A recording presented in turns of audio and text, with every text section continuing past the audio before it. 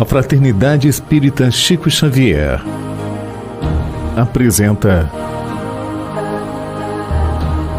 A Página Amiga, o audiobook do livro Nosso Lar.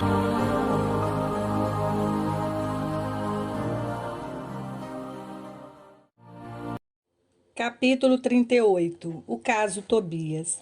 No terceiro dia de trabalho, alegrou-me Tobias com agradável surpresa. Fim do serviço, ao entardecer, uma vez que os outros se incumbiram da assistência noturna, fui fraternalmente levado à residência dele, onde me aguardavam belos momentos de alegria e aprendizado. Logo de entrada, apresentou-me duas senhoras, uma já idosa e outra bordejando a madureza. Esclareceu que esta era sua esposa e aquela irmã, Luciana e Hilda, afáveis e delicadas, primaram em gentilezas. Reunidos na formosa biblioteca de Tobias, examinamos volumes maravilhosos na encadernação e no conteúdo espiritual. A senhora Hilda convidou-me a visitar o jardim para que pudesse observar de perto alguns caramanchões de caprichosos formatos. Cada casa em nosso lar parecia especializar-se na cultura de determinadas flores. Em casa de Lísias, as glicínias e os lírios contavam-se por centenas. Na residência de Tobias, as hortênsias inumeráveis desabrochavam nos verdes lençóis de violetas. Belos caramanchões de árvores delicadas, recordando o bambu ainda novo, apresentavam no alto uma trepadeira interessante, cuja especialidade é unir frondes diversas à guisa de enormes laços floridos na verde cabeleira das árvores, formando gracioso teto. Não sabia traduzir minha admiração. Embalsamava-se a atmosfera de inebriante perfume. Comentávamos a beleza da paisagem geral, vista daquele ângulo do Ministério da Regeneração, quando Luciana nos chamou ao interior para a leve refeição. Encantado com o ambiente simples, cheio de notas de fraternidade sincera, não sabia como agradecer ao generoso anfitrião. A certa altura da palestra amável, Tobias acrescentou sorridente: "O meu amigo, a bem dizer, é ainda novato em nosso ministério e talvez desconheça o meu caso familiar." Sorriram ao mesmo tempo as duas senhoras e, observando-me silenciosa interpelação, o dono da casa continuou: "Aliás, temos numerosos núcleos nas mesmas condições. Imagine que fui 2 vezes casado." E, indicando as companheiras de sala, prosseguiu num gesto de bom humor: "Creio nada precisar esclarecer quanto às esposas." "Ah, sim", murmurei, extremamente confundido. "Quer dizer que as senhoras Hilda e Luciana compartilharam das suas experiências na terra." "Isso mesmo", respondeu tranquilo. Nesse íntere, a senhora Hilda tomou a palavra dirigindo-se a mim: "Desculpe o nosso Tobias, irmão André. Ele está sempre disposto a falar do passado quando nos encontramos com alguma visita de recém-chegados da terra." "Pois não será motivo de júbilo", aduziu Tobias bem-humorado, "vencer o monstro do ciúme inferior, conquistado pelo menos expressão de fraternidade real?" "De fato", objetei, "o problema interessa profundamente a todos nós. Há milhões de pessoas no círculo do planeta em estado de segundas núpcias. Como resolver tão alta questão afetiva, considerando a espiritualidade eterna? Sabemos que a morte do corpo apenas transforma sem destruir. Os laços da alma prosseguem pelo infinito. Como proceder? Condenar o homem ou a mulher que casaram mais de uma vez? Encontraríamos, porém, milhões de criaturas nessas condições. Muitas vezes já lembrei com interesse a passagem evangélica em que o Mestre nos promete a vida dos anjos, quando se referiu ao casamento na eternidade. Forçoso é reconhecer, todavia, Com toda a nossa veneração ao Senhor, atalhou o anfitrião bondoso, que ainda não nos achamos na esfera dos anjos e sim dos homens desencarnados. Mas como solucionar aqui semelhante situação? Perguntei. Tobias sorriu e considerou. Muito simplesmente. Reconhecemos que entre o irracional e o homem há uma série enorme e gradativa de posições. Assim também entre nós outros, o caminho até o anjo representa imensa distância a percorrer. Ora, como podemos aspirar à companhia de seres angélicos se ainda não somos nem mesmo fraternos uns com os outros? Claro que existem caminheiros de ânimo forte que se revelam superiores a todos os obstáculos da senda por supremo esforço da vontade, mas a maioria não prescinde de pontes ou do socorro dos guardiões caridosos. Em vista dessa verdade, os casos dessa natureza são resolvidos nos alicerces da fraternidade legítima, reconhecendo-se que o verdadeiro casamento é de almas e essa união ninguém poderá quebrantar. Nesse instante, Luciana, que se mantinha silenciosa, interveio acrescentando: convém explicar, todavia, que tudo isso, felicidade e compreensão, devemos ao espírito de amor e renúncia de nossa Hilda. A senhora Tobias, no entanto, demonstrando humildade digna, assentou. Calem-se, nada de qualidades que não possuo. Buscarei sumariar nossa história a fim de que o nosso hóspede conheça meu doloroso aprendizado. E continuou, depois de fixar um gesto de narrador amável.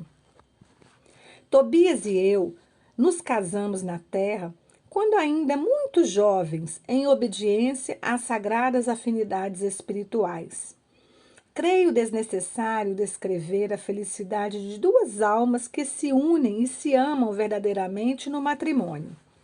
A morte, porém, que parecia enciumada de nossa aventura, subtraiu-me do mundo por ocasião do nascimento do segundo filhinho.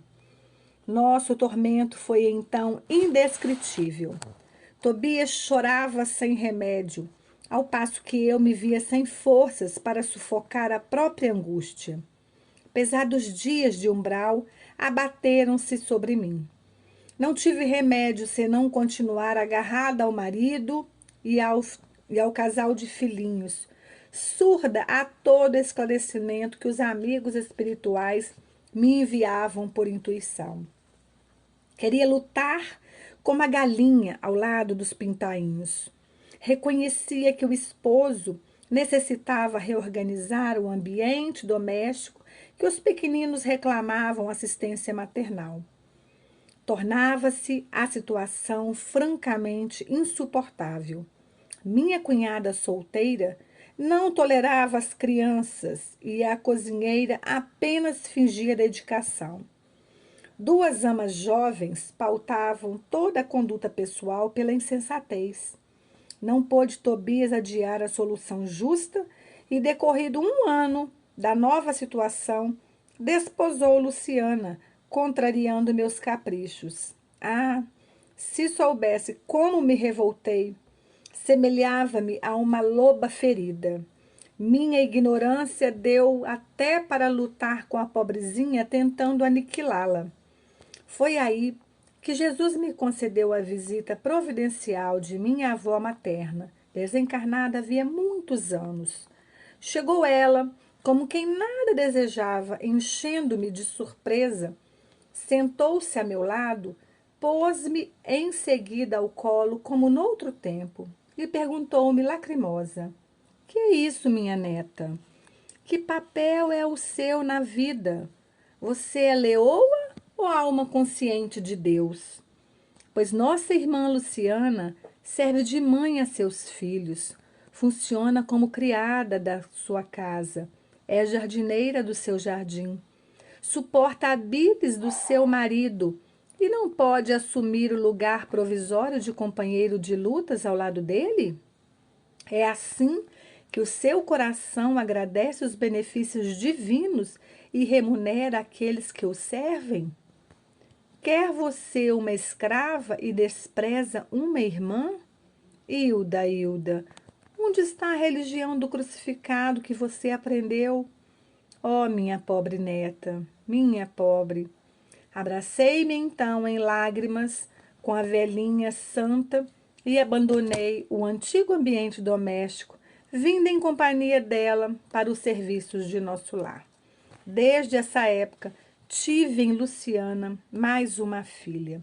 Trabalhei então intensamente. Consagrei-me ao estudo sério, ao melhoramento moral de mim mesma. Busquei ajudar a todos, sem distinção, em nosso antigo lar terrestre. Constituiu Tobias uma família nova, que passou a me pertencer, igualmente pelos sagrados laços espirituais. Mais tarde, voltou ele reunindo-se a mim, acompanhado de Luciana, que veio também ter conosco para a nossa completa alegria. E aí tem, meu amigo, a nossa história. Luciana, contudo, tomou a palavra e observou. Não disse ela, porém, quanto se tem sacrificado ensinando-me com exemplos.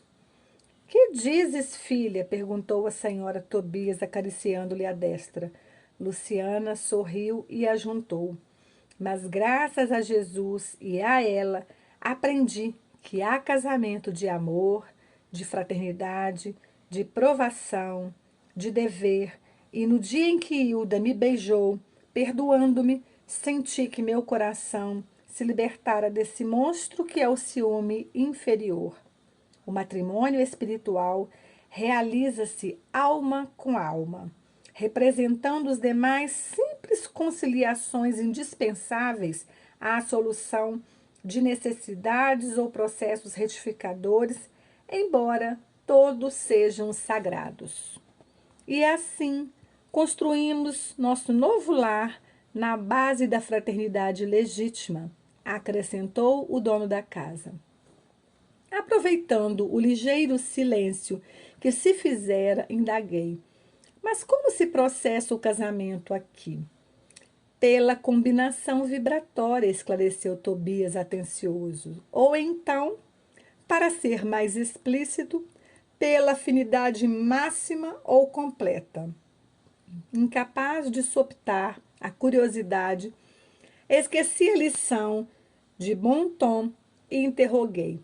Mas qual a posição de nossa irmã Luciana nesse caso? Antes, porém, que os cônjuges espirituais respondessem, foi a própria interessada que explicou.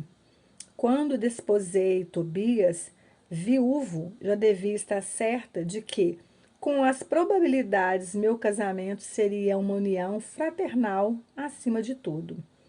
Foi o que me custou a compreender. Aliás, é lógico que os consortes padecem inquietação, desentendimento, tristeza, estão unidos fisicamente, mas não integrados no matrimônio espiritual. Queria perguntar mais alguma coisa. Entretanto, não encontrava palavra que revelassem a ausência de impertinente indiscrição.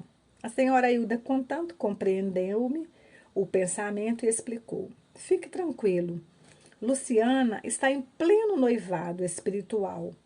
Seu nobre companheiro de muitas etapas terrenas precedeu-a há alguns anos, regressando ao círculo carnal. No ano próximo, ela seguirá igualmente ao seu encontro. Creio que o momento feliz será em São Paulo. Sorrimos todos alegremente. Nesse instante, Tobias foi chamado às pressas para atender a um caso grave nas câmaras de retificação. Era preciso, desse modo, encerrar a palestra.